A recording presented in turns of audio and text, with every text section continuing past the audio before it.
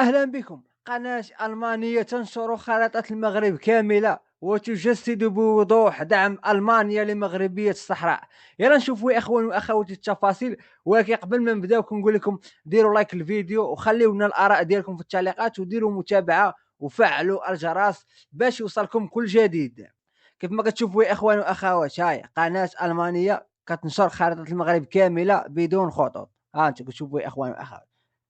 كملوا يا إخواني وأخواتي التفاصيل. في خطوة تدعم الوحدة الترابية للمملكة المغربية، قامت قناة الألمانية دي دبليو بنشر خارطة المغرب كاملة للمملكة المغربية، تتضمن جميع أقاليمه بما في ذلك الصحراء المغربية. وهذه الخطوة تعتبر إيجابية وتعكس التزام الإعلام الألماني بالاعتراف بسيادة المغرب على أراضيه، ويشكل ضربة قوية لخصوم الوحدة الترابية للمملكة المغربية.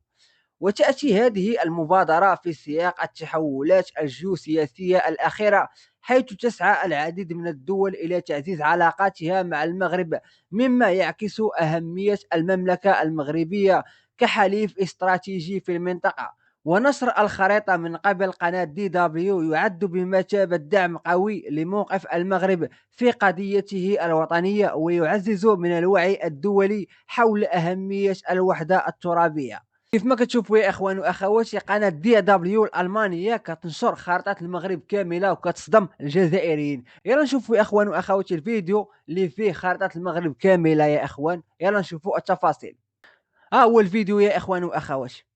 أن الطائرة التابعة لمالي اخترقت مجالها الجوي وتم إسقاطها في منطقة تين زاورتين الواقعة على الحدود مع مالي، في حين تقول مالي كيف مشوا يا اخواني واخواتي، قناه دي دبليو الالمانيه راه معروفه يا اخواني واخواتي، هذه قناه المانيه معروفه كتشكل صدمه للجزائريين الذين يحاربون المغرب في وحدته الترابيه. والقناه الالمانيه كتنشر خارطه المغرب كامله يا اخواني واخواتي، وهادشي كيجسد اعتراف المانيا بمغربيه الصحراء، وكذلك الاعلام الالماني اعترافه بان الصحراء المغربيه، وكينشر خارطه المغرب كامله يا اخواني واخواتي.